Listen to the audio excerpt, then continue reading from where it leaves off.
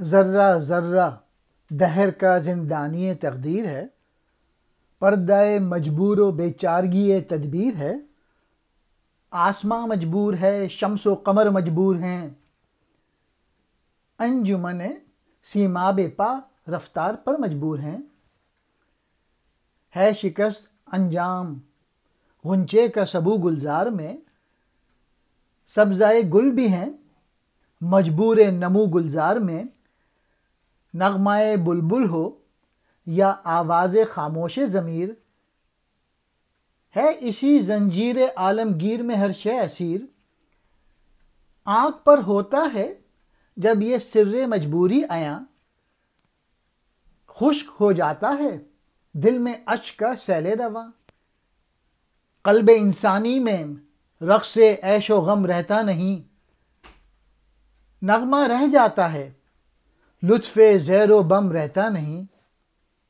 علم و حکمت رہزن سامان اشک و آہ ہے،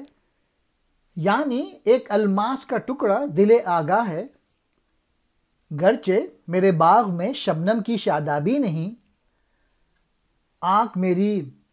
مایہ دار اشک عنابی نہیں۔ جانتا ہوں میں عالم انسانی کا راز، ہے نوائے شکوہ سے خالی میری فطرت کا ساز۔ میرے لب پر قصہ نیرنگی دورہ نہیں، دل میرا حیراں نہیں خنداں نہیں گریاں نہیں۔ پر تیری تصویر قاصد گریہ پہم کی ہے، یہ تردید میری حکمت محکم کی ہے۔ علامہ اقبال نے یہ نظم اپنی والدہ امام بی بی کی وفات پر لکھی تھی، اور اس نظم کی حیثیت اگرچہ ایک مرثیے کی سی ہے، لیکن اس نظم میں انہوں نے اپنے نظریات اور فلسفے کے حوالے سے اہم اشارے کیے ہیں۔ ہرچند کہ امام بی بی پڑھی لکھی نہیں تھی، اس کے باوجود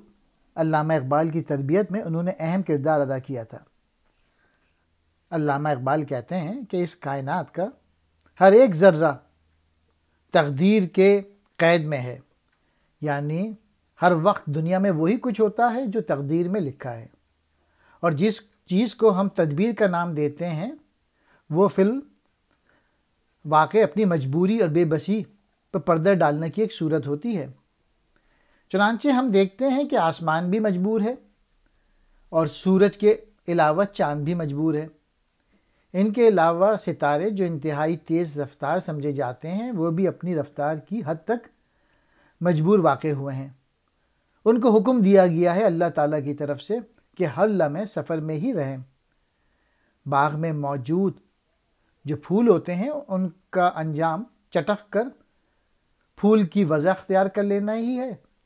اس طرح سبزہ ہو یا پھول، یہ سب اس بات پر مجبور ہیں کہ نمو پائیں، پھلیں پھولیں۔ خواہ بلبل کا نغمہ ہو یا ضمیر کی خاموش آواز، یہ سب چیزیں کائنات پر محیط اسی تقدیر کی زنجیر میں قید ہیں۔ اور جب انسان کو ان مجبوریوں کا پتہ چلتا ہے، ان رازوں کا پتہ چلتا ہے، تو دل سے جو برآمد آنسو نکل رہے ہوتے ہیں ان کا سیلاب خود بخود ہی خشک ہو جاتا ہے۔ چونکہ کچھ کر نہیں سکتے، اس لیے کمپرومائز کر لیتے ہیں، سمجھوتا کر لیتے ہیں۔ یعنی انسان کے دل میں مسرت اور غم کا احساس باقی نہیں رہتا۔ یوں زندگی کا نغمہ تو برقرار رہتا ہے، یعنی زندگی تو چلتی رہتی ہے، لیکن اس کے سروں کے اتار چڑھاؤ کا لطف باقی نہیں رہتا۔ یعنی انسان جو ہے وہ بے حس ہو جاتا ہے، اور وہ مختلف جذبوں سے متاثر ہونا چھوڑ دیتا ہے، کیونکہ اس کے ہاتھ میں کچھ ہوتا نہیں ہے۔ مختلف اشیاء کے بارے میں دانائی آنسوؤں اور آہوں کے اثاثے کے لیے لوٹ مار مچانے والے ڈاکو ثابت ہوتے ہیں، اور ہر نوع کے اسرار و رموز سے آگاہی رکھنے والا دل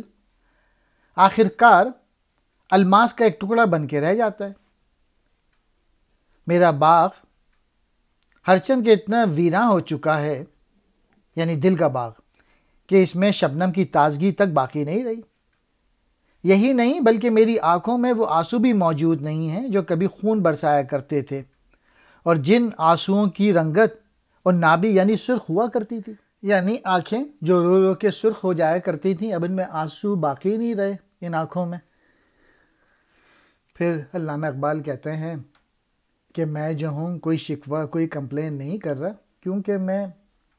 انسان کے جو آلام ہیں، یعنی انسان پہ جو مصیبتیں پڑتی ہیں، میں ان کا راز جانتا ہوں، اور اس لیے میں کوئی کمپلین نہیں کر رہا۔ اور میرے جو ہونٹ ہیں، میرے جو لب ہیں، اور وہ زمانے میں جو تبدیلیاں واقع ہو رہی ہیں وہ اس کی کہانی نہیں بتا رہے، اور میرا دل جو ہے وہ حیران بھی نہیں ہے، لیکن نہ تو میں خوشی پہ موقع پہ ہنستا ہوں اور نہ غم کے موقع پہ آنسو بہاتا ہوں، لیکن وہ ایک جگہ آ کے جو ہے وہ ان کے آنسو نہیں تھمتے، اور جب وہ اپنی اماں کی تصویر دیکھتے ہیں، اور ماں جب میں آپ کی تصویر دیکھتا ہوں تو میں مسلسل روتا ہوں اور اشک بہانے پہ مجبور ہو جاتا ہوں، اور گو کہ میں اتنا دانا بھی ہوں، حکمت والا بھی ہوں، لیکن اس کے باوجود میرے آنسو نہیں رکتے۔ یعنی یہ جو عمل ہے آپ کی تصویر دیکھنے کا، یہ عمل میری حکمت و دانائی کو بھی رد کرتی ہے اور اسے غیر مستحکم بناتی ہے۔ یعنی اقبال سب جانتے ہیں کہ دنیا میں کچھ بھی ان کے کنٹرول میں نہیں ہے، سب اللہ تعالیٰ کی طرف سے ہوتا ہے، اور بہت عقل مند ہونے کے باوجود زندگی کے راز بھی جانتے ہیں، لیکن جب اماں کی تصویر دیکھتے ہیں تو پھر وہ آنسو نہیں روک پاتے۔ دہر کہتے ہیں دنیا کو، زندانی تقدیر، تقدیر کا قیدی، انجمن سیماب پا، پارے کے قدم رکھنے والے ستارے، شکست انجام جس کا انجام شکست ہو، آواز خاموش ضمیر، ضمیر کی خاموش آواز۔ سر کہتے ہیں راز کو، سر مجبوری، مجبوری کا راز، زیم و بم، اتار چڑھاؤ، الماس کا ٹکڑا، ہیرے کا ٹکڑا، اشک عنابی، خونین آنسو، گریہ سرشار سے بنیاد جاں پائندہ ہے، درد کے عرفاں سے عقل سنگ دل شرمندہ ہے،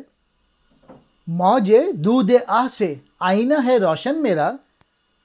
گنج آب آور سے معمور ہے دامن میرا، حیرتی ہوں میں تیری تصویر کے اعجاز کا، رخ بدل ڈالا ہے جس نے وقت کی پرواز کا، رفتہ و حاضر کو گویا بپا اس نے کیا،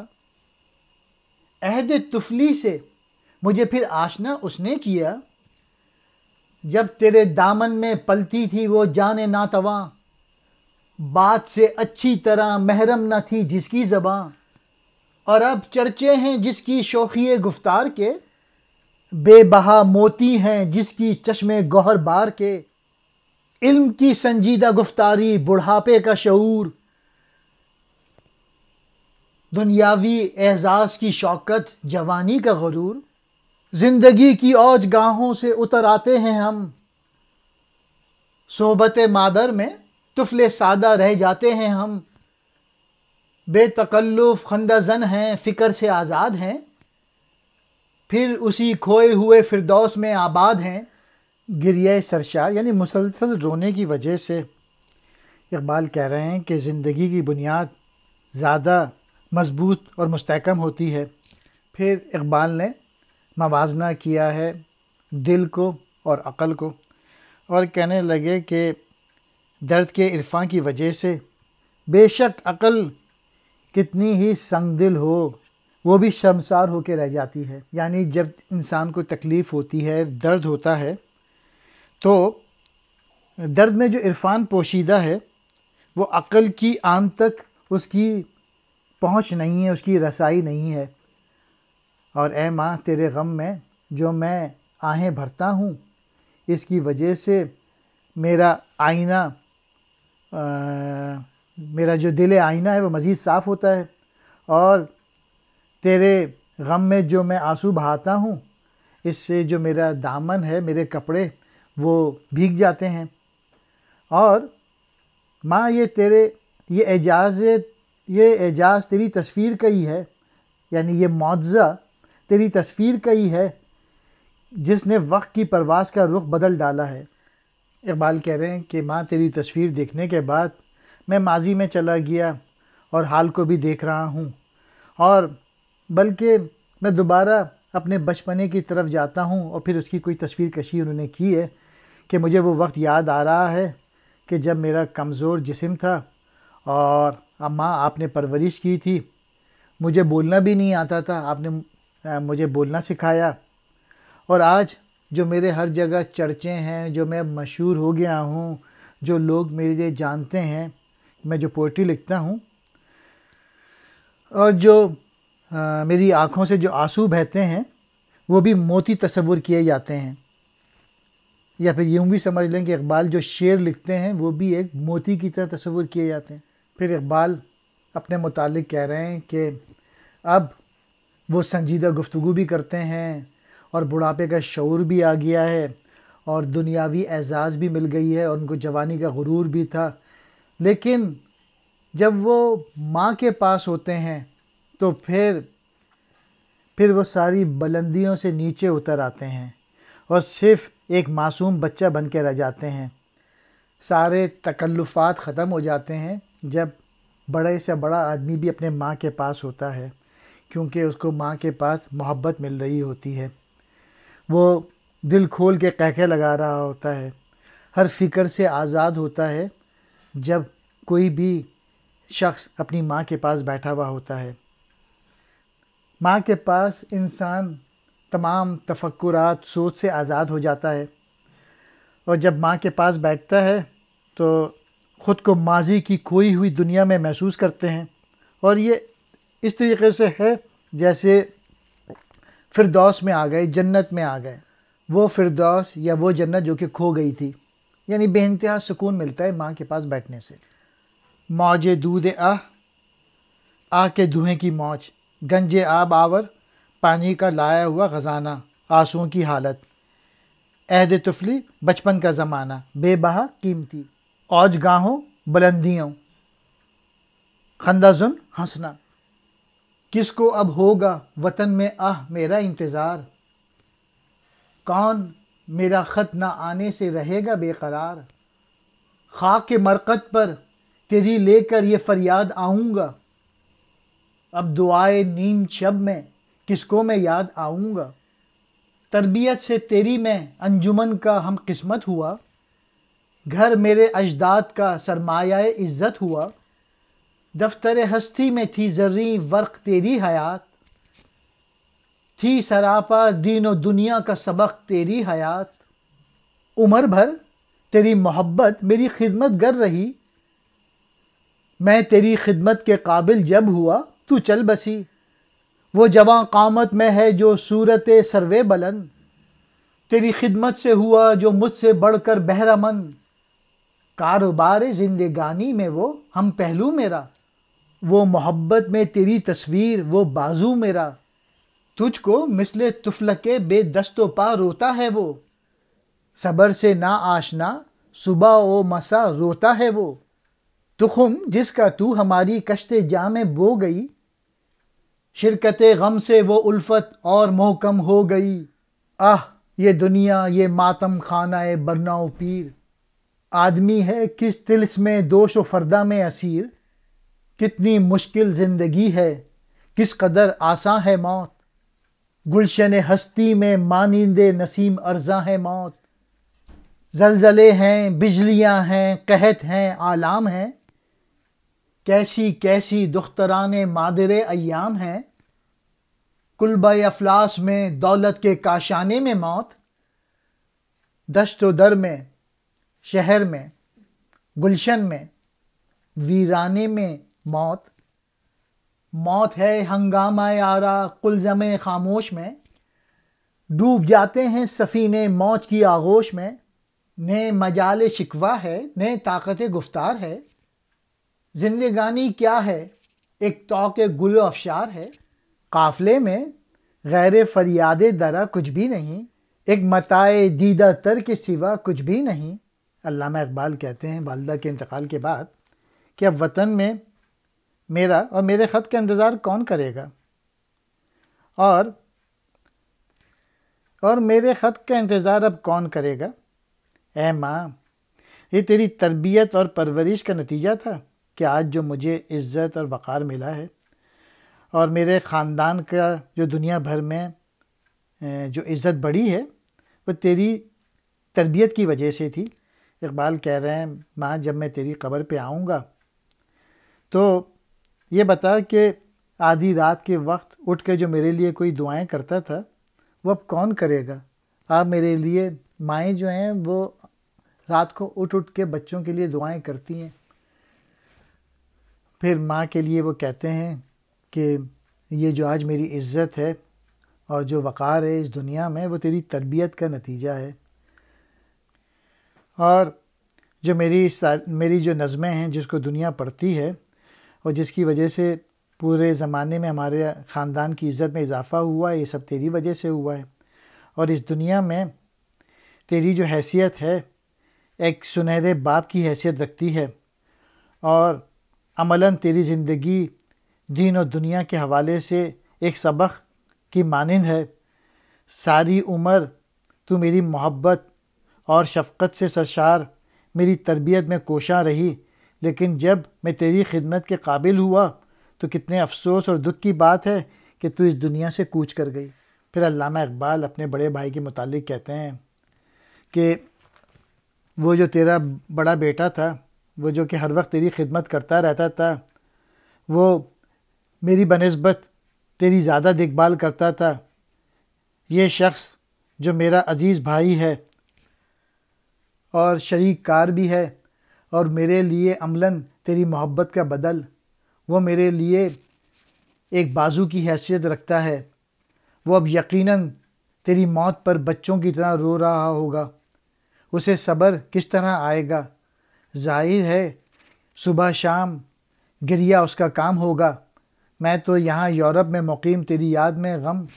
کر رہا ہوں۔ میرے لیے یہ درد ناقابل برداشت ہے، جبکہ میرا بھائی تو تیری موت کے حادثے کو اپنی نگاہوں سے دیکھ رہا ہے۔ لیکن اے ماں، تو نے ہم بھائیوں کے دلوں میں محبت کا جو جذبہ پیدا کیا تھا، اب تیرے غم کے سبب یہ جذبہ اور مضبوط ہو گیا ہے کہ یہ دکھ ہمارے مابین قدر مشترک کی حیثیت رکھتا ہے۔ پھر علامہ اقبال دنیا کے متعلق کہتے ہیں، یہ دنیا کیا ہے؟ یہ ہر جوان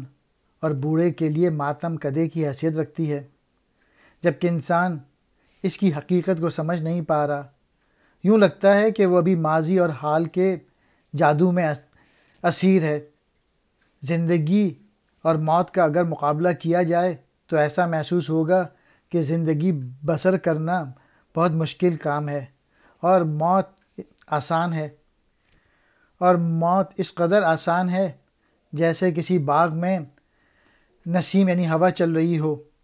اس زندگی میں تو زلزلے، بجلیاں، قحط، آلام اور مصائب موجود ہیں، اور جو زمانے کی حیثیت ہے یہ ایک ایسی سنگ دل ماں کی طرح ہے جو اس نوع کی اولاد پیدا کرتی ہے۔ موت تو ایک ایسی حقیقت ہے جو افلاس و غربت کے تنگ و تاریک گھروں کے علاوہ جو دولت مند لوگ ہیں ان کو بھی نہیں چھوڑتی۔ موت بیاباں میں، صحرا میں، آبادیوں میں، باغات میں، ویرانے میں، یعنی موت سے کوئی نہیں بچ سکتا۔ اور موت تو ان پرسکون سمندر میں بھی موجود ہے جو کہ ہر نوع کے ہنگامے اور طوفانوں سے محفوظ سمجھے جاتے ہیں۔ اس کا ثبوت یہ ہے کہ ایسے سمندروں میں رواں دواں کشتیاں موجود ہیں کہ جو کہ ڈوب جاتی ہیں سمندر میں۔ موت تو ایک ایسی اٹل حقیقت ہے کہ اس کے خلاف نہ تو کسی کو شکوہ کرنے کی جرت ہوتی ہے اور نہ گلہ کرنے کا حوصلہ۔ غور سے دیکھا جائے تو حیات انسانی ایک ایسے قافلے کے مانند ہے جس میں ایک انتہائی گھنٹی کے سوا ہر طرف خاموشی طاری ہے۔ یہاں انسان متاع محض آنکھ ہے جو آنسو بہاتی رہتی ہے۔ دعائے نیند شب، آدھی رات کی دعا، سروے بلند، سرو کا اونچا درخت، بہرہ خوش نصیب، تفلک بے دست و پا، بے بس بچے کی مانند، صبح و مسا، صبح و شام، کشتے جاں روح کی کھیتی، پیر کہتے ہیں بوڑھے کو، طلسم دوش و فردہ، ماضی اور مستقبل کا جادو، کلبہ افلاس، غریبی کی جھوپڑی، کاشانے محل کو کہتے ہیں، مجال شکوہ، شکوہ کی طاقت،